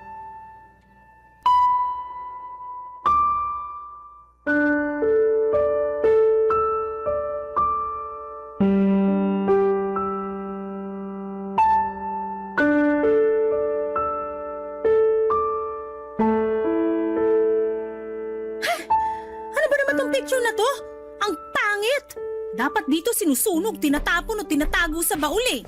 Ano pong ginagawa niyo sa mga picture ng mami ko? Ha? Nililinis ko lang. Maalikabok na kasi, kaya pinupunasan ko lang. Medyo allergic kasi ako sa maalikabok. Hindi po yun ang narinig ko. Sabi niyo pangit at dapat nang sunugin o itapon na lang yung mga picture ni mami. Narinig mo naman pala eh. Nagtatanong ka pa? Inaano po ba kayo ng mami ko? Wala na nga siya, di ba? Pansin ko parang gigil na gigil kayo sa mga gamit at alaala niya. Ay, napansin mo rin pala. Pero mali ka, kasi di lang ako gigil na gigil. Galit na galit pa ako. Wala na nga siya pero masyado pa rin siyang atribida sa pamamahay na to. Bakit kasi di na lang iligpit mga picture niya? Pakiramdam ko tuloy nakatingin siya sa akin tuwing nandito ako sa sala. Hindi niyo po gagalawin ang mga picture ng mami ko. At bakit? Pamamahay ko na rin to para sa kaalaman mo kaya may karapatan na ako. Ano? Kailan pa kayo nagkaroon ng karapatan dito? Tinatanong mo pa talaga? Bobo ka ba o ano? Naturingan kang nag-aaral pero di mo naman ginagamit utak mo. Siyempre, nagkaroon na ako ng karapatan sa bahay na to simula nang umapak ako dito. Kahit kailan hindi niyo mapapalitan ng mami ko. Hindi ko naman papalitan yung mami mo, no? Nakakahagard kaya ginagawa niya, saka nakakalo siyang magkaroon ng anak na katulad mo. Nakakapagod kang asikasuhin sa totoo lang. Ang tanda-tanda mo na pero wala ka pa ring alam sa mundo. Masyado ka kasing inispoil ng mga magulang mo kaya wala ka pa ring alam. Sabi na nga ba hindi niyo talaga ako gusto. Nagkukunwari lang kayo na mabait sa akin. Sinubukan ko naman magustuhan ka pero di ko talaga nagawa. At least, magaling ako mag-pretend para hindi ako malagot sa daddy mo. Pero ay, ikaw talaga yung panira sa amin eh. Anong ibig niyong sabihin? Pag magkasama kami, lagi kanyang bukang bibig. Naaalibadbaran ako. Lagi niyang sinasabi na mahal ka niya, na proud siya sa'yo at kung ano-ano pa. pakiramdam ko, di na tuloy ako mahalaga sa kanya kasi puro na lang ikaw ang laman ng isip niya. Malamang, daddy ko siya eh. At saka, bakit niyo naman naisip yung bagay na yan? Eh kayo nga yung karelasyon niya. Hindi naman ako, di ba? Anong sinabi mo? Napakabastos mo ah! Hindi ako bastos. Kayo yung bastos kasi nagagalit kayo sa akin ng walang dahilan. Tapos binabastos niyo pa yung alaala ng mami ko. Gagawin ko ang gusto ko kasi bahay ko na rin to. At wala kang magagawa doon kundi sumunod lang sa akin.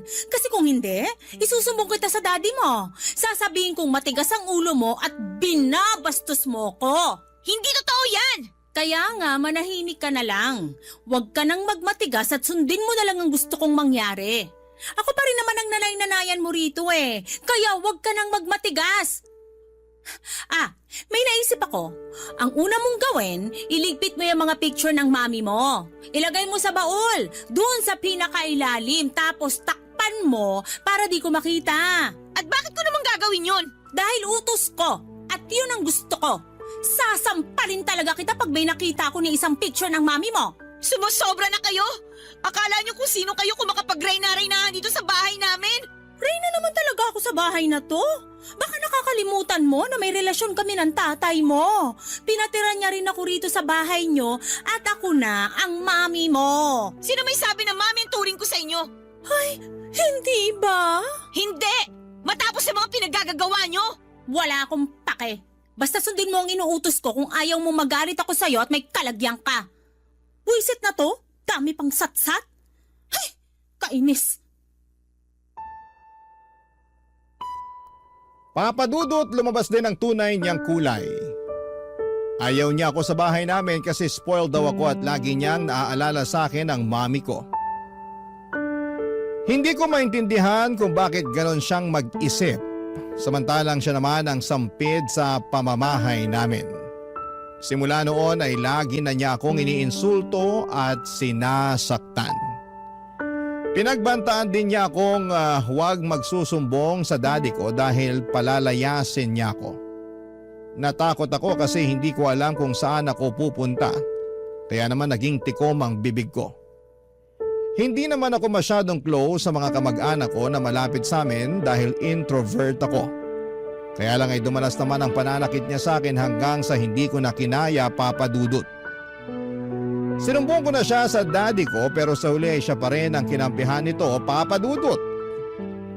Yung nawalang sama ng loob ko para sa tatay ko ay bumalik ng mga panahong yon. Hindi ko kasi maintindihan kung paano niya nagawang kampihan si Normalin kesa sa akin na sarili niyang anak. Maraming pumasok sa isipan ko ng araw na yon. Katulad na lamang ng kagustuhan kong umalis sa amin para hindi na ako makasama pa nila. Pero wala pa akong lakas ng loob ng mga panahong yon. Papadudot masyado kasi akong sheltered ng mga magulang ko. Pinaramdam nila sa akin na walang ligtas sa mundo bukod sa loob ng pamamahay namin na kasama ko sila, Papa Dudut. Barangay Love Stories. Barangay Love Stories.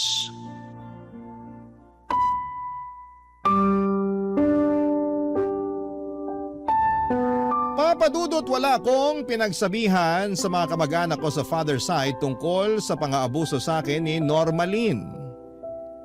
Hindi ako ganoong kalapit sa kanila at baka hindi rin naman sila maniwala. Ang alam nila ay masaya si daddy na meron na siyang kinakasama at okay sa kanila yon dahil may nag-aalaga na sa kanya. Bukod doon ay magaling magkunwaring mabait ang madrasta ko. Kaya naman para makaiwas na lagi niyang pinagdidiskitahan ay sinusunod ko na lamang ang mga utos niya. Hindi ko na rin inulit pa ang pagsasabi sa tatay ko dahil hindi rin naman niya ako kakampihan. Tiniis ko na lamang ang lahat hanggang sa hindi ko na namalaya na 1 taon ko na palang kasama sa bahay namin ang madrasta ko, Papa Dudut. Tapos ay doon ko na siya na huling iniiputan sa ulo ang tatay ko kapag nakatalikod ito. Galit na galit ako sa kanya kasi nakuha niya pang manlalaki samantalang nandyan naman ang daddy ko.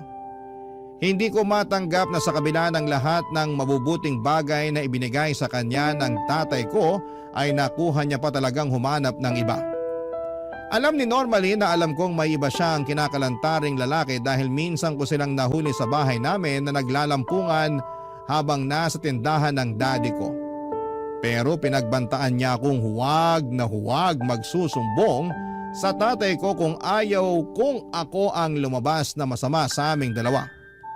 3 araw akong nagpigil ng dila pero kinain ako ng matinding konsensya. Kaya hindi talaga kinaya ng kalooban ko. Papa Dudut.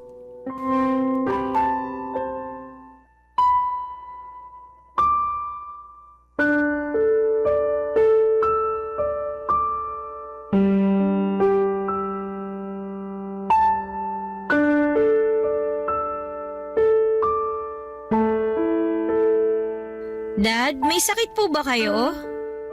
Pansin ko parang wala kayong ganang kumain eh. Yung almusal at tanghalian nyo halos hindi nyo nagalaw. Wala akong sakit, nak. Malungkot lang ako. Bakit po? Pwede ko bang malaman, Dad? Baka hindi mo rin maintindihan. Hindi na ako bata. 19 years old na ako. May intindihan ko kayo kaya sabihin nyo na yung dahilan kung bakit kayo malungkot. Malay nyo, makatulong ako na pagaanin yung nararamdaman nyo. Si mao mo kasi, pansin ko parang unti-unti nang lumalayo yung loob niya sa akin. Hindi na siya kasing lambing nung dati. Kaya nalulungkot ako. Po? Baka naman po may pinag-awayan kayo. Hindi ako gagawa ng bagay na magiging mitya para pag-awayan namin. Hindi ako ganong klase ng lalaki. Sinubukan nyo na po ba siyang kausapin? Maraming beses na pero malamig pa rin pakikitungo niya sa akin. Hindi ko na tuloy alam ang gagawin ko. Natatakot ako na baka makipaghiwalay siya sa akin kasi nagsasawa na siya. Mas mabuti pa nga po na maghiwalay na kayo. Ha? Anong ibig mo sabihin? Oh, nandito lang pala kayong mag-ama. Anong pinag-uusapan niyo dyan? Kinakausap ko lang si Roxanne tungkol sa problema ko sa'yo. Sa akin? Ano naman problema mo sa akin, Gino? Yung tungkol sa pagiging malamig mo sa akin ang tinutukoy ko. Kaya siya ganyan sa'yo kasi may iba na siyang lalaki. Ano ka mo? Totoo ba yun, Normalin? Siyempre hindi! Kapal naman ang mukha mong pagbintangan ako, Roxanne! Ikaw ang makapal! Nahuli ko pa nga kayo ng lalaki mo na naghahalikan dito sa bahay namin nung wala si Daddy eh. Tapos tinakot mo pa ako na wag akong magsusumbong. Bawiin mo yung sinabi mo! Gumagawa ka lang ng kwento! Pinagsasabi mo? Hindi ako gumagawa ng kwento ha? Totoo ba yun, Normalin? Sumagot ka. Honey, huwag ka maniwala dyan sa anak mo. Hindi yun totoo. Gawa-gawa lang niya yun kasi ayaw niya sa akin dito. At bakit ka naman naayawan ng anak ko? Kasi kahit anong gawin ko, hindi ko pa rin daw mapapalitan ang posisyon ng mami niya. Sinabi mo yun sa mama mo? Hindi po, Dad. Wala po akong sinasabing ganyan sa kanya. Pero yun naman ang pinararamdam mo sa akin. Ibig sabihin mulat sa puli ko pala talaga may problema sa mama mo? At ngayon gusto mo sasiraan sa akin? Hindi po totoo yan. Hindi ko siya sinisiraan sa inyo. Siya talaga yung nagsisinungaling sa aming dalawa, Dad. Dad, maniwala kayo sa akin. Paano pa kita paniniwalaan na nung nakaraan lang bukang bibig mo lagi ang mami mo? Ilang beses ko ba dapat sabihin sa'yo na patay na siya at hindi na siya babalik sa atin? Alam ko naman po yun. Pero hindi ibig sabihin na kalilimutan na natin siya. Gusto nyo kasi gayahin ko kayo na makamove on na eh. Pero para sa akin, hindi ganun kadali gawin yun.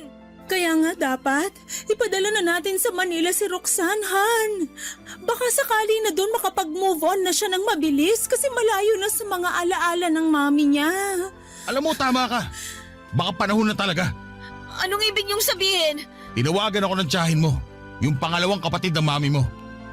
Kinumusta tayo rito tapos tinanong ka. Sabi ko, magkokolehiyo ka na. Sinabi niya sa akin kung gusto mo raw doon mag-aral sa Maynila.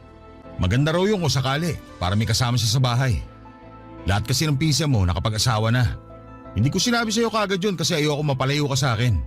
Pero sa nakikita ko, oras na para matuto kang tumayo sa sarili mo mga paa. Pero ayoko pa rin po. Wala naman ako alam sa Maynila eh. Buong buhay ko, dito ako lumaki sa Mindoro. Kaya nga doon matututo ka. Saka tama ang mama Normalin mo. Kung malayo ka rito sa atin, mas madali mo makakalimutan ang mami mo. Tandaan mo, patay na ang mami mo. Kailangan mo na lang tanggapin yun para makausad ka. Hindi yung habang buhay ka na lang magpapatali sa nakaraan.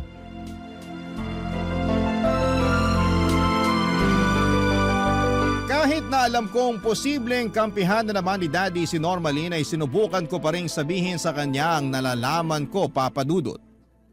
Pero ako pa rin ang lumabas na masama kahit na concern lang naman ako sa kapakanan niya bilang tatay ko. Naiyak na lamang din ako noong sabihin niya sa akin gusto niya akong ipadala sa Maynila para mag-aral habang nakatira sa tiyahin ko sa mother side. Siyempre, ayoko kasi dahil wala akong alam sa Maynila at ayokong mapalayo sa kanya.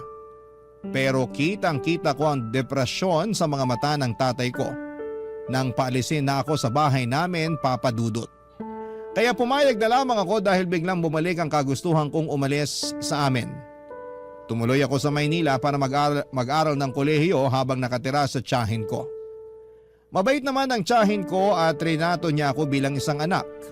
Malalaki na kasi ang mga anak niya at may sarili ng pamilya. Bago sa akin ang pakiramdam na yon. Dahil hindi ko naman ka-close ang mga relatives ko sa side ng nanay ko. Nasa Maynila kasi sila lahat at puro kamag-anak lang ni Daddy ang kilala ko na majority ay nasa Occidental Mindoro.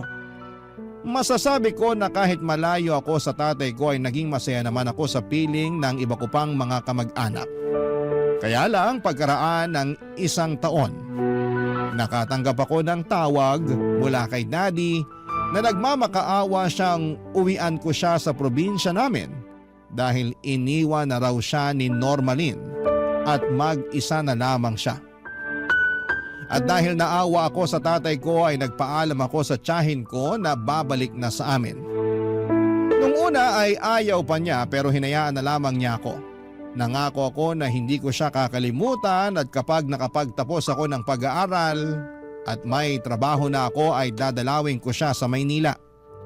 Papa Dudut, umuwi ako sa Mindoro at doon ko na lang pinagpatuloy ang kolehiyo. Pero 2 buwan pa lamang ang nakakalipas. May bago na namang babae na pinakilala si Daddy at hindi nagtagal ay binahay na rin niya ito, Papa Dudut.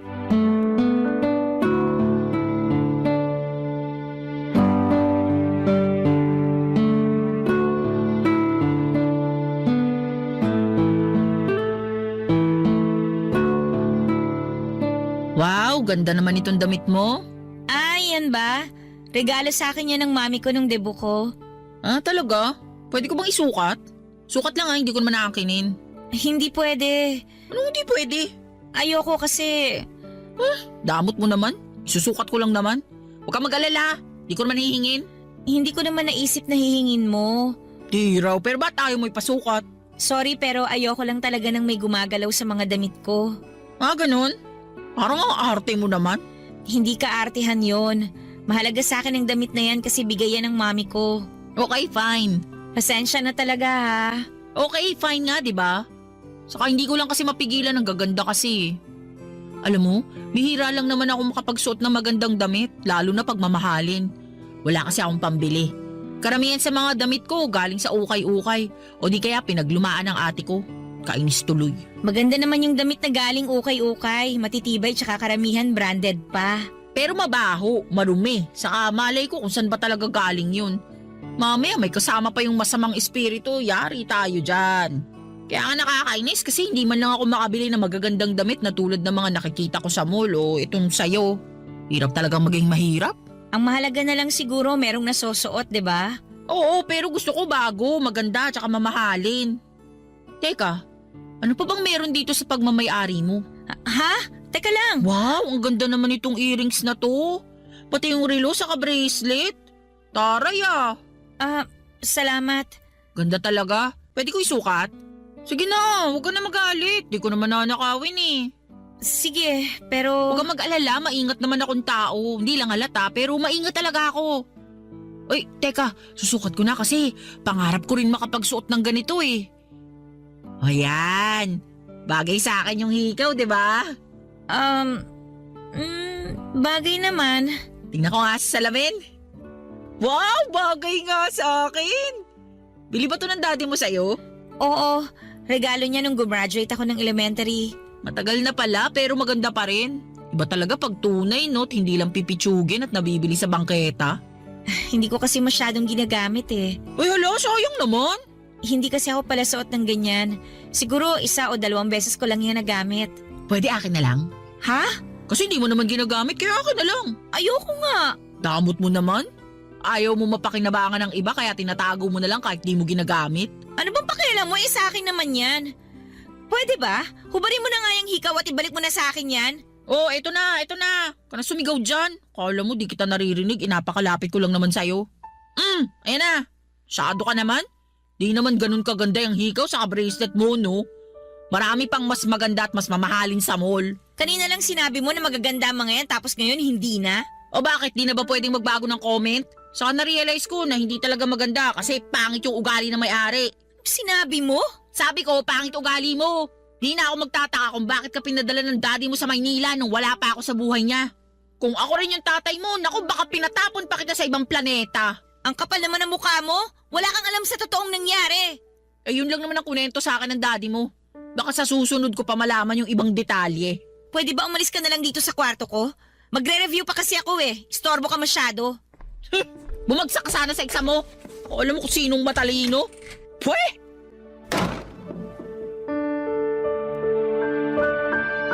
Mas bata kay Daddy si Marina na noon ay nasa 29 years old lamang. Pero meron na itong 2 anak sa dati nitong kinakasama. Nung una akala ko po ay mabait siya tapos ay hindi pa nagkakalayo ang edad namin kaya naisip ko na pwede ko siyang maging kaibigan. Kaso habang tumatagal ay unti-unti kong nakikita ang tunay na kulay niya. Madalas kasi siyang humirit ng pera at kung ano-anong gamit kay Daddy. Todo bigay naman sa kanya ang tatay ko kahit na nga palugin na noon ang negosyo namin dahil hindi naman na ma-manage ng maayos ng tatay ko. Halos inubos din kasi ni Normalin ang pera niya bago siya iniwan. Pinagnakawan din siya nito pero hindi na hinabol ng tatay ko. Mabuti na lamang at may natira pa rin kaunti para maisalba yung tindahan namin, Papa Dudut. Bukod sa pagiging maluho ay madalas din akong kainggitan ni Marina sa kadahilan ng hindi ko naman alam. Parang ang init ng dugo niya sa akin. Samantalang katulad ni Normalin ay sampid lang siya sa pamilya namin. Malapit ko na tuloy questionin ang desisyon ni Daddy sa pagpili ng mga babaeng gusto niyang ipalit sa mami ko. Wala kasi sa kalingkingan ng nanay ko at parehong mukhang ginagamit lang siya. Sa kabila ng lahat ay nag-focus na lamang ako sa pag-aaral ko at pilit kong binabaliwala ang mga nararamdaman kong pagtatampo sa sarili kong ama, Papa Dudut. Barangay Love Stories. Barangay Love Stories. Papa Dudut, Papa's girl ako. Mas close ako sa daddy ko kaysa sa mami ko. Para sa akin ay si daddy na yung pinaka-perpektong ama at wala na akong mahihiling pa. Mabait siya sa amin ni mami at prinsesa ang trato niya sa akin. Pero noong nagkaroon na siya ng ibang kinakasama pagkamatay ng mami ko ay nagbago na rin ang turing niya sa akin. Sa tingin ko ay siya pa rin naman yung mapagmahal kong tatay pero may nagbago na nga lang. Marahil ay impluwensya na rin po yun ng mga babaeng nakakasama niya. Kumbaga ay tinuruan nila si daddy na maging malayo sa akin. Bagay na kinakasama ng loob ko dahil wala naman akong ginagawang masama, Papa Dudut. Katulad ng sinabi ko ay nag-focus na lamang ako sa pag-aaral ko hanggang sa makapagtapos ako ng college sa edad na 23 years old. Noong time na yon ay wala na ang negosyo namin na maliit na grocery store. Tuluyan na yung nalugi. Walang ibang pinagkakakitaan ng daddy ko at ako na yung naatasang magtrabaho upang bumuhay sa pamilya namin. Noong time na yon ay nakapasok naman po ako sa isang restaurant sa lugar namin at nagtrabaho ako bilang cook. Pero hindi naman kataasan ng sweldo kaya gipit na gipit pa rin ang pamilya namin. Plus, meron pa akong inggitera at mahaderang madrasta sa katauhan nga ni Marina, Papa Dudut.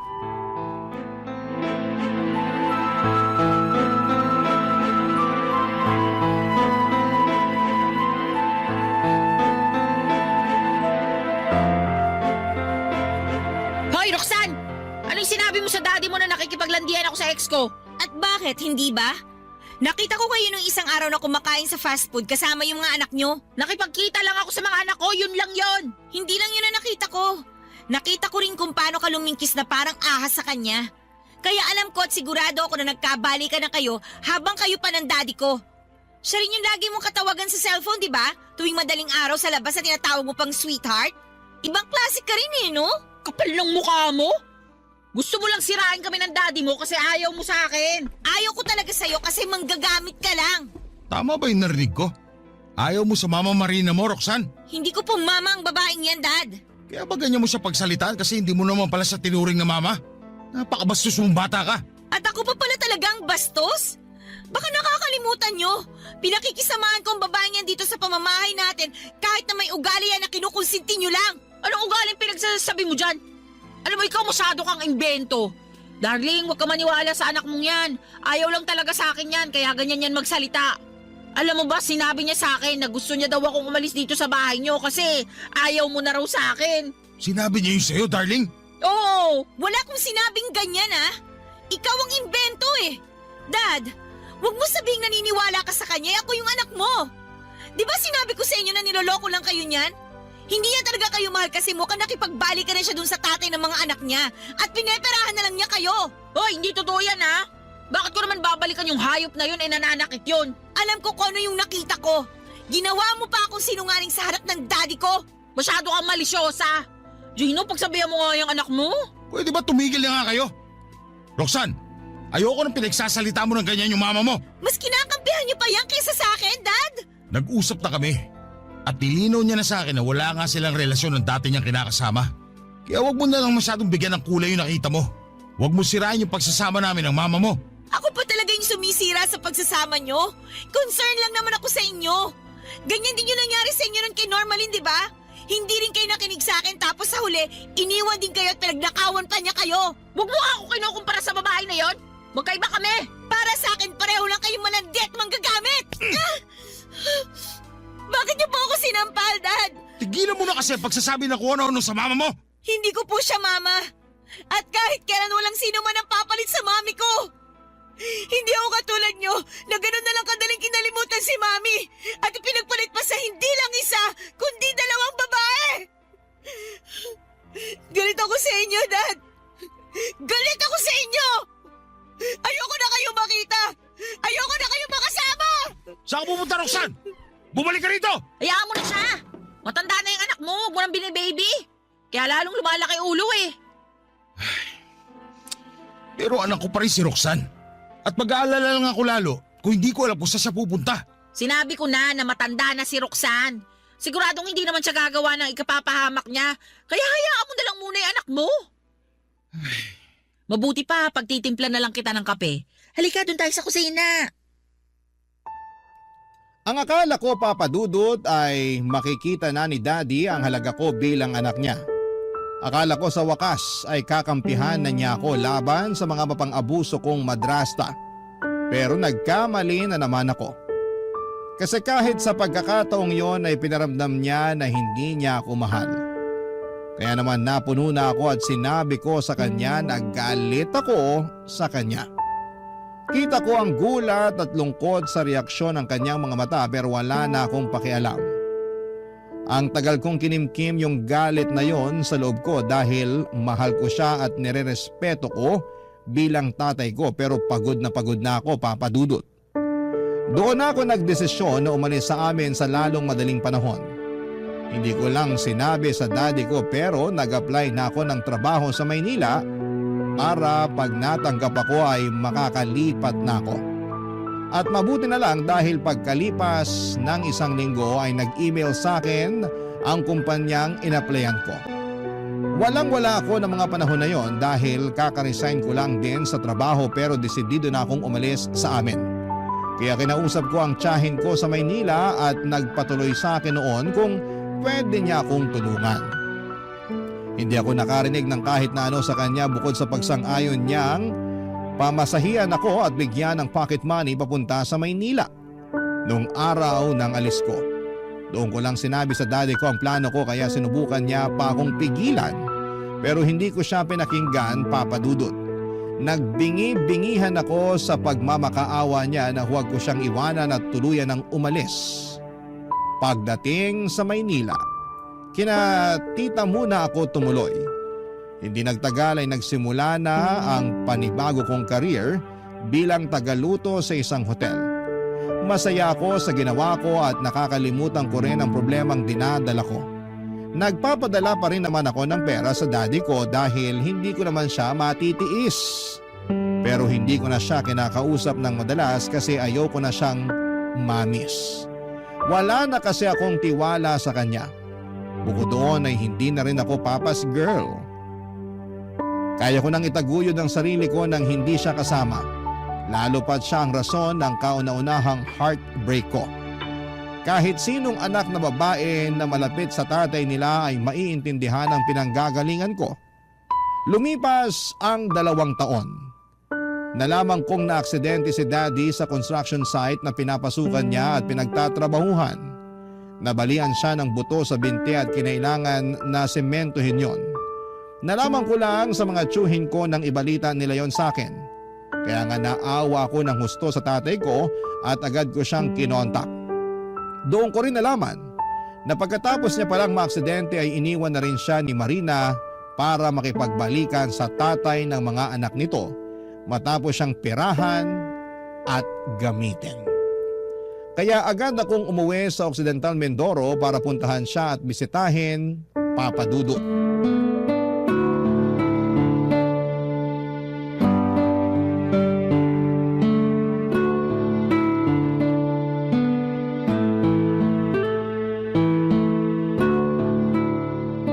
Dad, kain na po kayo. Ako po nagluto niyang paborito niyong sinaing na tulingan.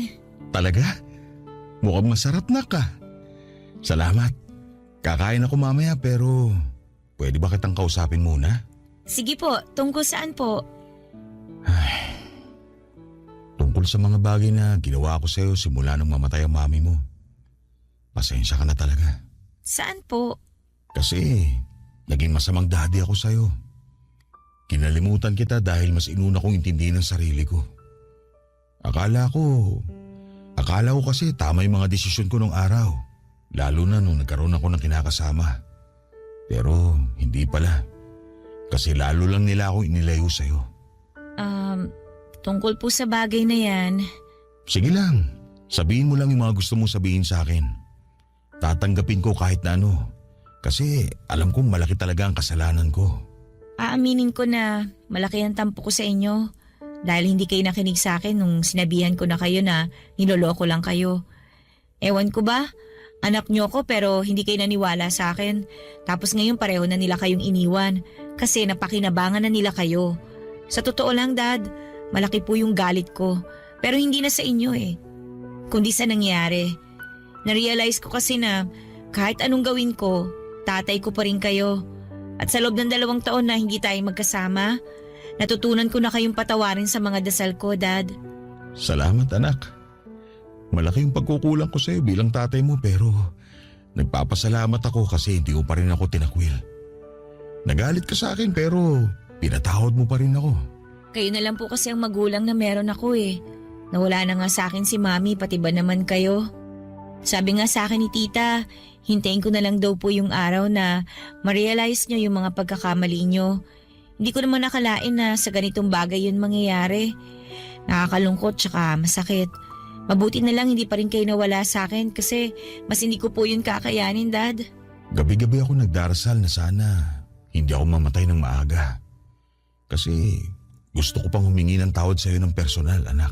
Pinapatawad ko na po kayo, kaya wag na po muna kayong mamamatay. Gusto ko pa pong bumawi sa inyo, Dad. Gusto ko pa po kayong makasama ng matagal. Gusto ko pa rin naman ikaw makasama ng matagal, anak. Pero nahihiya ako sa'yo eh. Ayoko maging kargo mo ako lalo na't baldado na ako at walang silbi. Hindi totoo yan, Dad. Tsaka mas mapapanatag ako kung ako mismo mag-aalaga sa inyo. Kaya nga kung gusto nyo, sumama na lang kayo sa akin sa Maynila para lagi ko kayong nababantayan pag wala akong trabaho. Saan naman tayo titira? Sa tiyahin mo? Hindi na po ako nakatira kina Tita. May inuupahan na po akong maliit na apartment. Pwede po kayo magstay doon para magpagaling. Para may kasama na rin ako. Kaya lang sa lagay kong to, parang hindi ko pa kayang bumiyahe ng malayo. Saka baka manibago ako sa Maynila pagdating ko dun. Alam mo namang masanay ako rito sa Mindoro. Nanibago rin po ako pagdating ko doon. Pero nakapag-adjust naman ako, Dad. Pero kung gusto nyo, magpagaling na lang muna kayo dito. Papakiusapan ko na lang po si Tito tsaka yung pinsan ko na tingnan-tingnan kayo kapag umalis na ako. Aabutan ko na lang po sila. Tapos kapag magaling na kayo at nakapag-desisyon na, pwede na kayong lumuwas sa Maynila kasama ako. Ay, mahal ko po tong Mindoro kasi dito ako pinanganak tsaka dito ako lumaki. Dito rin nakalibing si Mami. Pero sa Maynila na po ang buhay ko. Doon ko na po gusto magsimula ng bagong buhay. Kaya sana, Dad, samahan niyo na po ako doon. Marami po akong plano at kasama na po kayo sa mga plano ko. Salamat anak.